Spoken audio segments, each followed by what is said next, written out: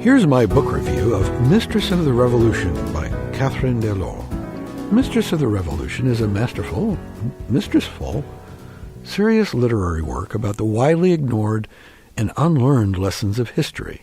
As the very best historical novels do, it reflects and highlights the political and social dramas of the present day. At its core, it's a story of class struggle and sexual politics.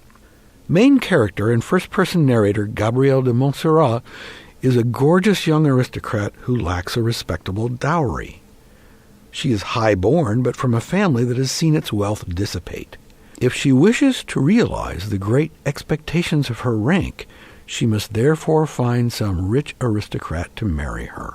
Her other socially acceptable choices are to live as a spinster with her family if they'll have her, or to become a nun. Her plight is the recurring dilemma of sexual politics. If she wants a good life, she must be willing to market her body and her charms. In this central element of the plot, the book is not much different in theme from the works of Jane Austen and the Bronte sisters, or of chick lit stories like Bridget Jones's Diary.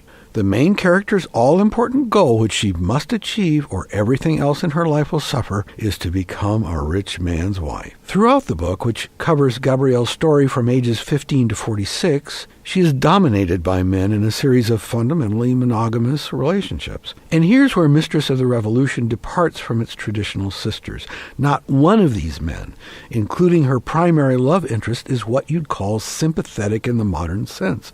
All of them, and there's quite a collection, are cruel, vindictive batterers. They differ mainly in the degrees to which they bestow the occasional kindness or largesse on Gabrielle. It does make me wonder, though, how much, if anything, has changed.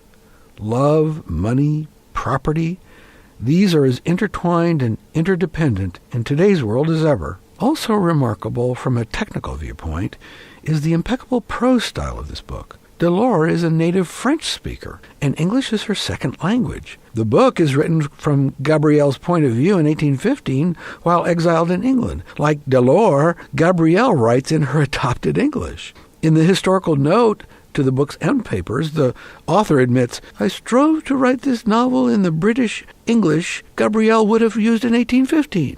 I find it reads a lot like Balzac in translation, and I'm reminded of his A Harlot High and Low, written in the 1830s, and treating, as Delors' book does so well, the dynamics of sexual politics trapped in the web of human history."